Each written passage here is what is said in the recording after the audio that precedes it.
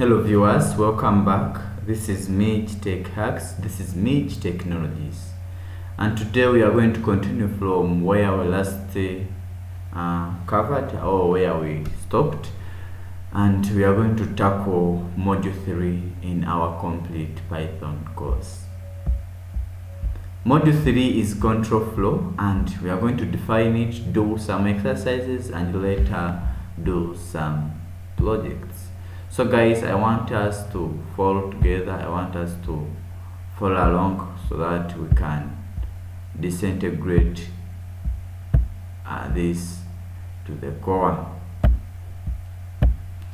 So remember guys, that code doesn't just run top to bottom. It decides, it repeats, it chooses. We are going to learn, how does code decide? How does code repeat itself? How does code choose what direction to take, or what instruction to follow in a given flow of events.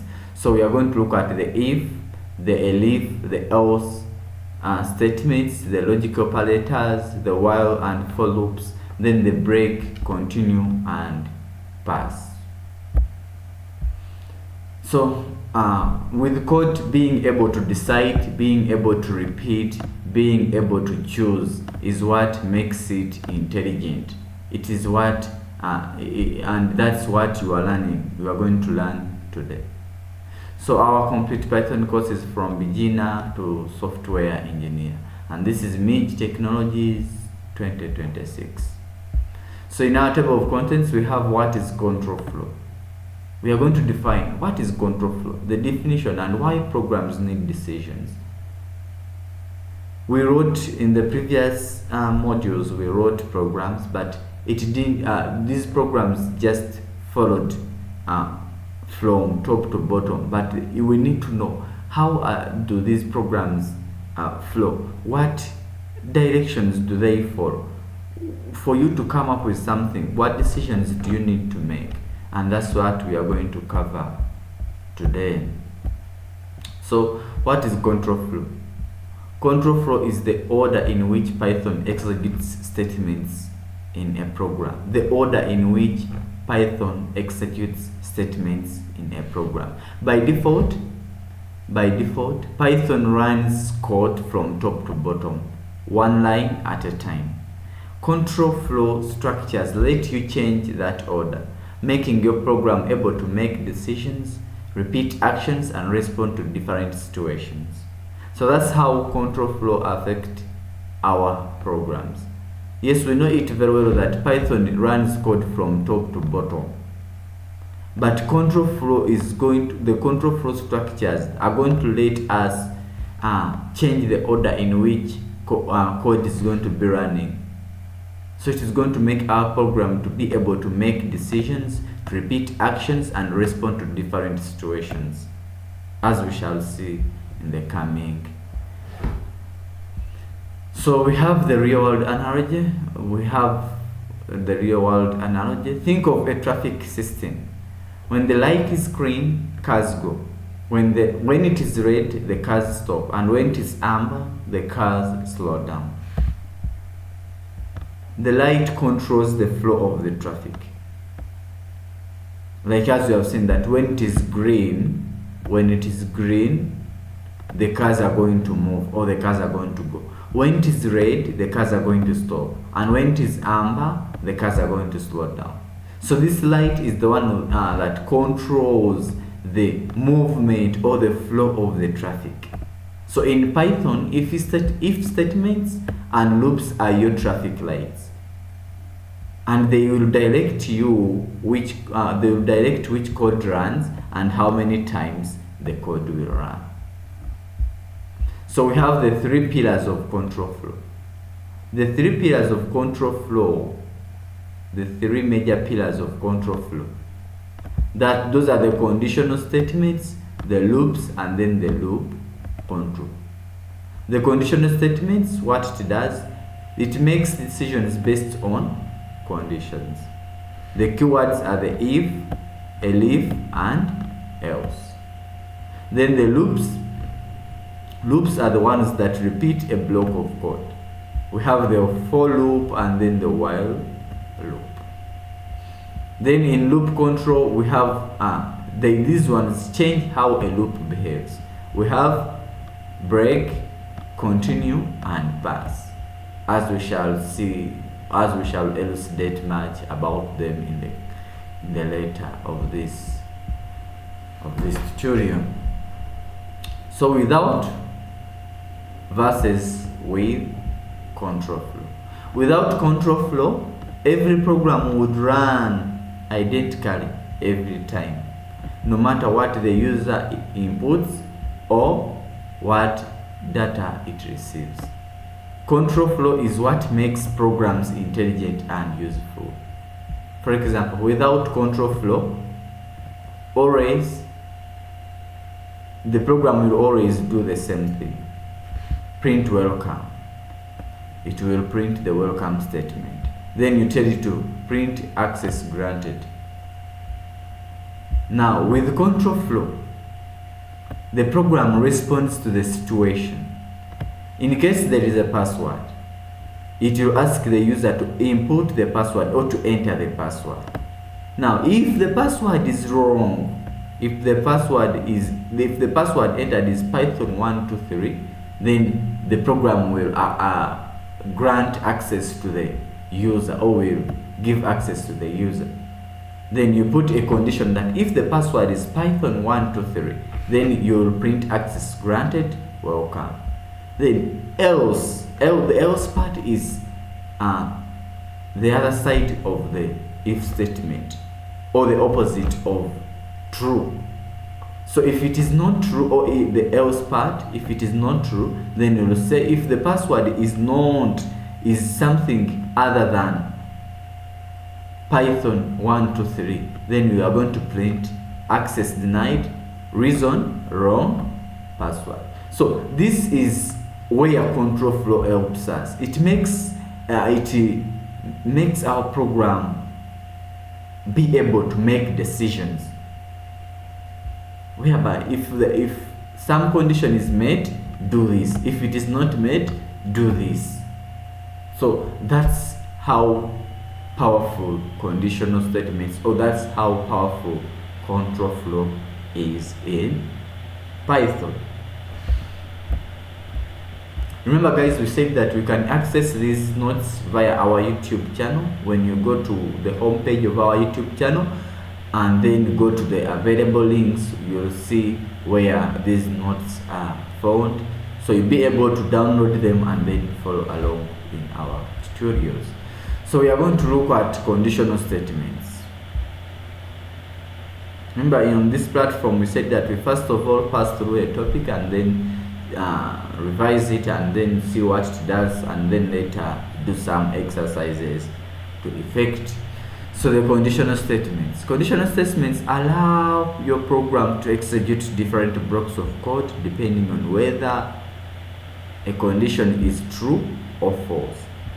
So there is a condition, you put a condition. If it rains, you are not going to fetch water. If it doesn't rain, you will fetch water. So those are conditions. Those are conditions that must be fulfilled. So if this one is fulfilled, the other does not run. So that's what we call conditional statements. So they allow our program to run or to execute different blocks of code depending on whether a condition is true or false. So in the first one, we are going to look at the if statement. The if statement. If this happens, do this. Syntax: the if keyword is followed by a condition and a colon. The indented block beneath it only runs when the condition is true. The indented block, remember Python follows indentation, so you must be able to indent. When you put that colon, what will follow down, it will be the indented block of code that runs only if the condition is true. That indented block of code will only run if the condition is true. For example, we have age equals equal to 20. Age is equal to 20. If age is greater than or equal to 18, so we set our variable age. We set our variable age. Let's open our VS Code and then we follow along. Let's open our VS Code and then we follow along. We have age is equal to 20.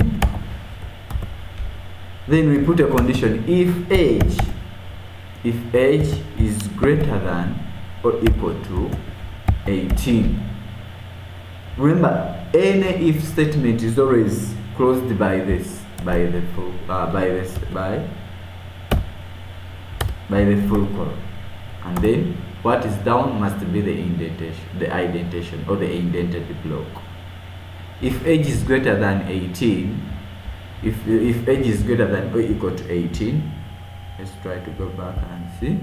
If age is greater than or equal to 18, print you are an adult. Print you are an adult. Print you are an adult. If age is greater than or equal to 18, print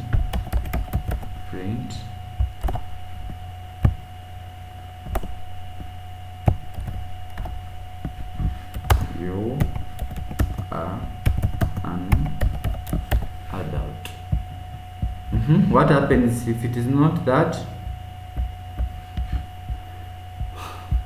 If the statement print you are an adult and then print you can vote. Remember, Python executes in the order of flow of code.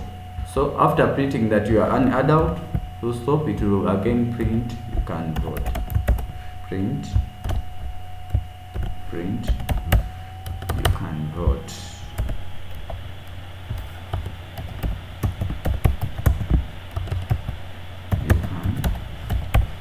You can vote.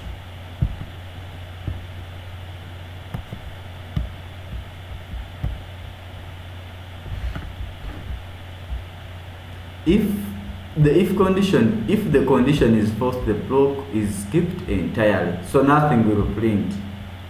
So let's try to run this program and see what will print. Let's try to run this program and see what will print. You can vote. You are an adult, you can vote. So the program has printed just because this condition is true. The age is 20 and the condition checks if the age is greater than or equal to 18. Of course 20 is greater than or equal to 18. So if this condition is true, this indented block of code is going to run. It's going to say print you are an adult. It is going to print you are an adult. Then it will print another statement that you can vote. Let's check. What if the age was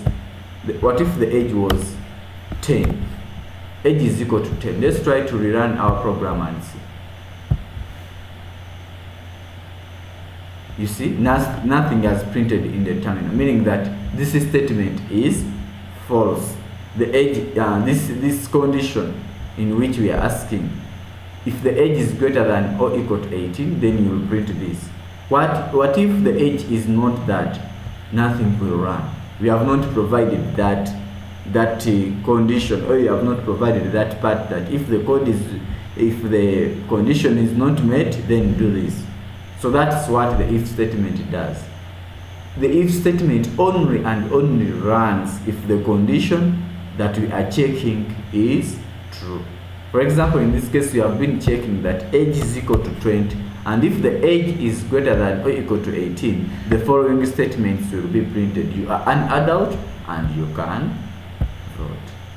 So that's what we are trying to elaborate, and that's what we are trying to elucidate in this case. So that is it. Let's try to go back to our notes. Let's try to go back to our notes.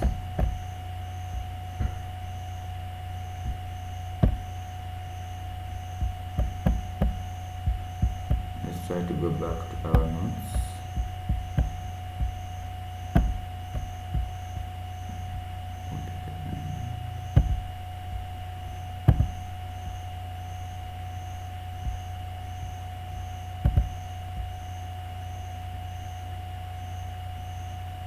Let's try to go back to our notes.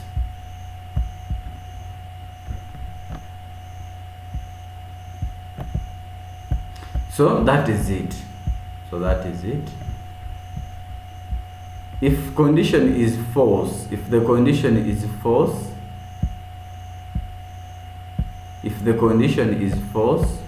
let's try to see.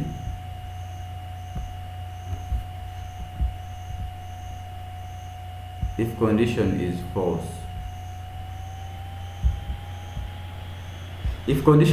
the block is skipped entirely.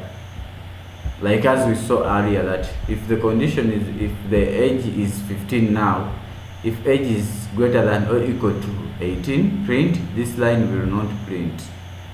Print this line always prints outside the if block. So that is it. Indentation is mandatory in Python. Is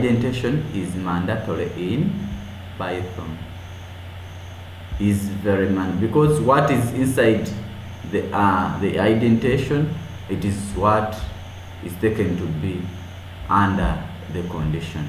So the body of an if statement must be indented by 4 spaces.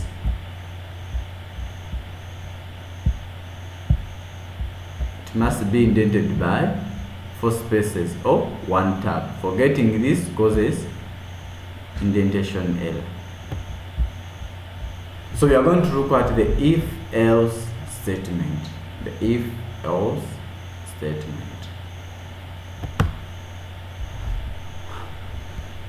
The else block runs when the condition is false. Exactly one of the 2 blocks will always run. So the else block will always run when the condition is false. In the first statement or the if statement, we looked at only the if statement, whereby if the statement is wrong, nothing will get printed. But in this, the if else statement, we shall see something getting printed if it is true, and we shall see something getting printed on the terminal if the statement is false. So we provide both entries, that if the condition is true, then print this. If the condition is false, then this will be printed. So we have the if condition. It runs only if the condition is true, and the else part will cater for when the condition is false. For example, we have score is equal to 55. Let's try this in the terminal and we see. Let's try this in the terminal and we see. Let's try to go through this in the terminal. For example, we have score is equal to, let's clear this. Score is equal to 55. Score is equal to 55. Then let's try to create a statement. If score, we create a variable called score. If score is greater than or equal to, if score is greater than or equal to 50, score is greater than or equal to 50, then we shall print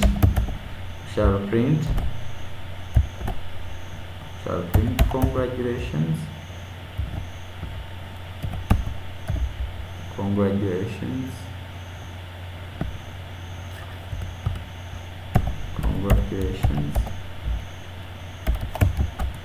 you passed.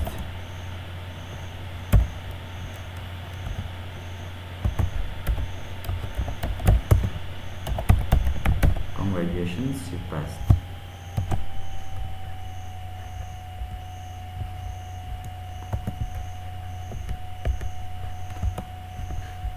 Then what if the score is not greater than or equal to 50? That's where the else part comes from. So else, we shall have it as, indentation is very, very crucial in Python, and it is very, very, very important in Python. So we shall have it as print,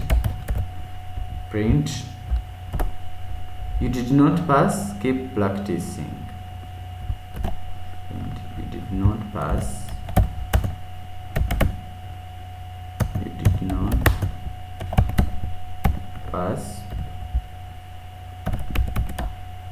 keep practicing.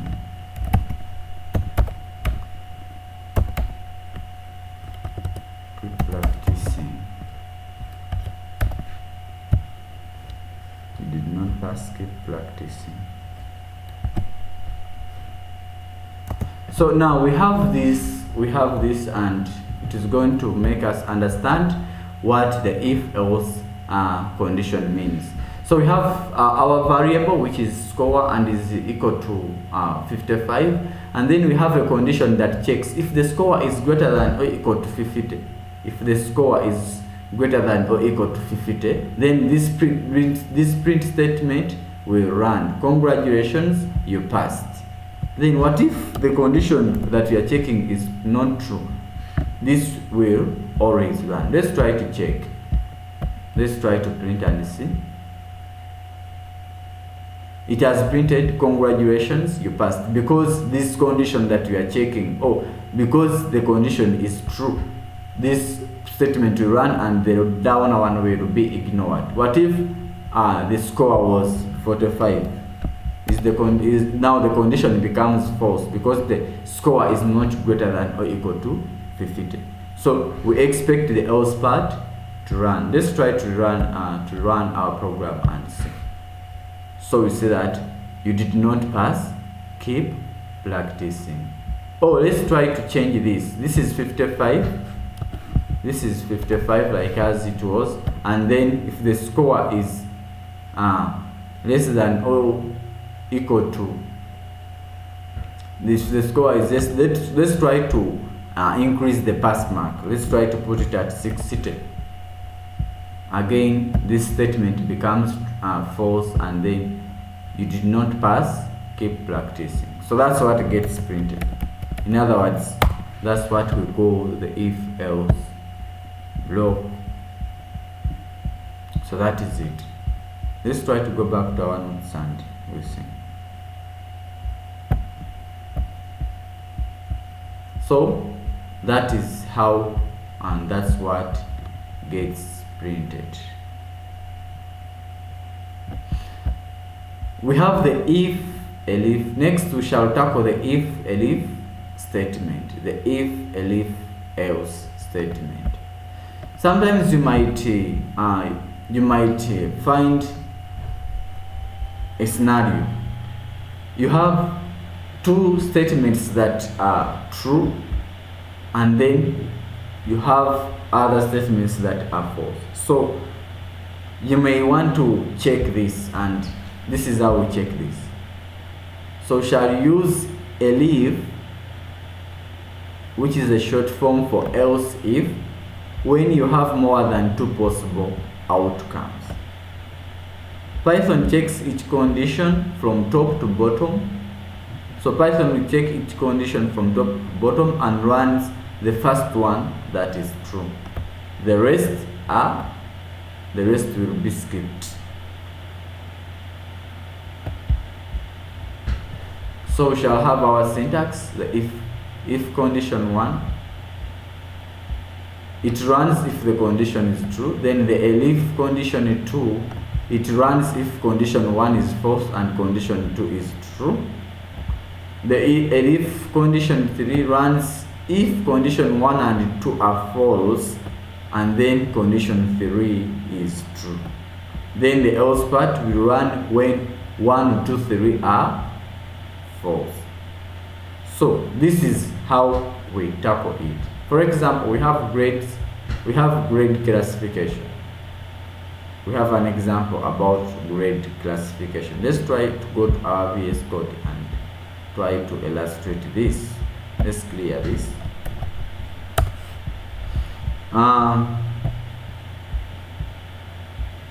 We are going to first of all get the score from there.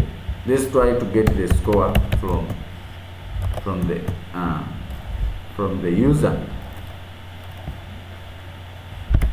and the score will be converted automatically to an integer. We looked at that in the previous. So we shall say that enter your score,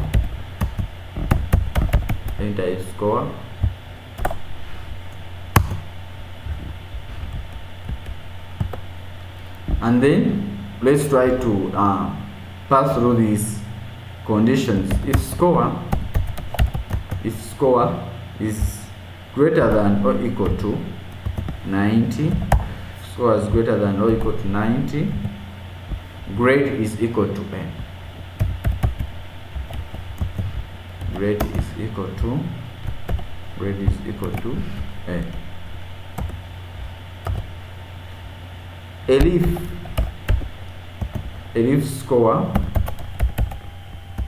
If score is greater than or equal to 80,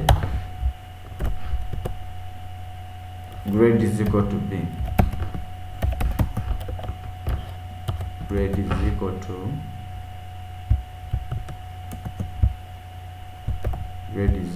b. If score is greater than or equal to 70,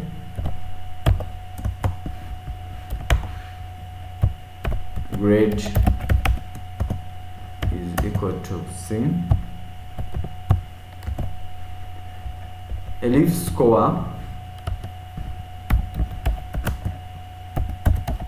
If score is greater than or equal to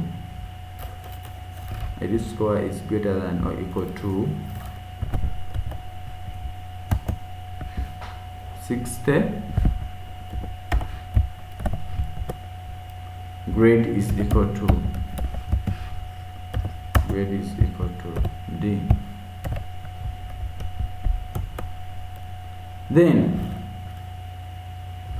so we shall have all these checks. If the score is greater than or equal to 90, we shall award grade A to the student, and if the score is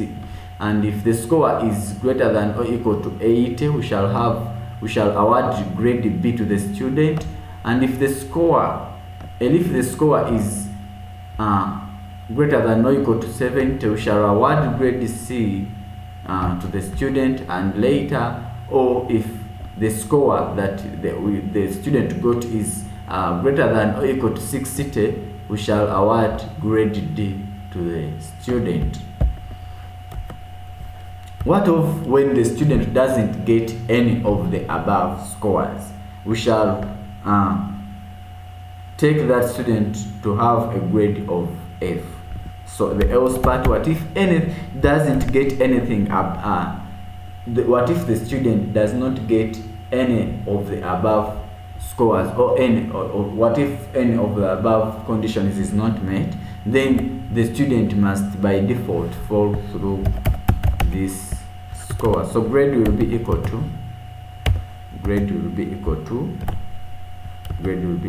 F. So let's try to print.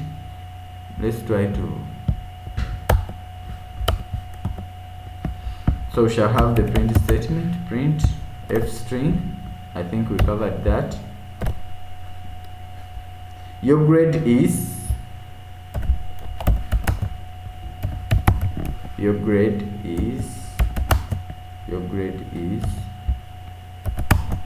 then we shall put in the grade that the student has gotten according to the grading scale.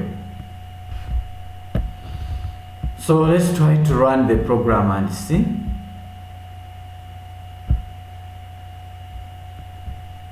Enter your score. What if this, let me say that the student score is 98.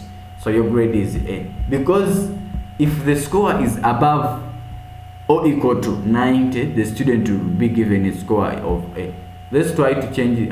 Let's try to rerun the program and see. And then enter a score that is 20. You shall see that the student will get F. So your score is F. So the score will always be determined according to the grade will always be determined according to the score of the student. So if the score is 20, we shall say that the grade of the student will be F, because the 20 is not catered for in all of these elif statements that are above. The elif statements we have the if statement that is 9 above or equal to 90, then the elif part will be above or equal to 80, then the other part will be above or equal to 70, then the other part will be above or equal to 60. So anything that does not lie, or anything that is not fulfilled into this elif statement or the if statement, will run into the else block. Python will always execute code from top to bottom. So if all these conditions are false, it will look for which condition it will always not execute them until it goes to the else part, which fulfills the condition, because none of these conditions are fulfilling the 20 mark score. Hence, let's try to put something like the score is 82. Let's try to rerun the program and put the score as 82. Enter a score. Let's try to put 82 and you see 82. So the score is B. Let's try to check and see. If the score is above or equal to 80, the grade will be equal to B. I think everyone is understanding and everyone is comprehending. So that is it.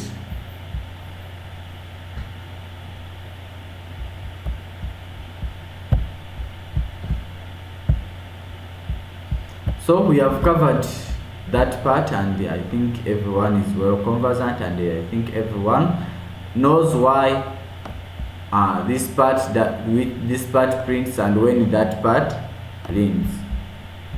So we shall now look at the key rules for if, elif, else. You can have as many as elif branches you need, 0 or more. You can have as many as you need, so long as all those statements need to be checked. The else block is optional. You do not have to include it. So you can have the if, elif statements, but you can ignore the else part. So there might be that the condition, if this condition is not met, go to this. If this condition is not met, go to this or go to this. You can choose not to put the else part, whereby if none of those conditions is met, the program will print nothing on the terminal, meaning that none of them has been met. But it is always better to put the else part to indicate that if none of them has not been met, then you will always print this to indicate that none of the conditions is being met. So only one block runs. The first condition that evaluates to true is that block of code that will always run. So conditions are checked top to bottom. Order matters in Python. All branches of an if, elif, else must be at the same indentation level. So next we shall look at the nested if statements. Let's catch up in the next tutorial for the nested if statements. This is Midge Tech Hacks, this is Midge Technologies, and as usual I want us to subscribe to our channel, to our YouTube channel, Midge Tech Hacks. We are going to be covering these modules, and after the modules we shall do some exercises, and after some exercises we shall always do a project to wrap up the module. And then if we have covered some modules like modules 1 to 5, modules 1 to 6, we shall cover a project, or shall go through a project that is going to tackle everything from module 1 to module 3. See you in the next video. This is Midge Tech Hacks, this is Midge Technologies. We meet in the next videos. I hope that you practice, I hope that you follow along, I hope that you code along. I don't want us to cover very much in a tutorial. Let's make our tutorials be 40 to 30 minutes so that we can push step by step. So in the next tutorial, or in the next coming tutorial that will be uploaded tomorrow, we shall look at the nested if statements, and I want you to make research about them so that we tackle them very well. Then next we shall also look at the logical operators, the AND operator, the OR operators. Then we shall also look at the comparison operators for full reference, like as our course outline looks, and then later we shall look at the loops. So let's try to engage ourselves into this so that we can see in the next video.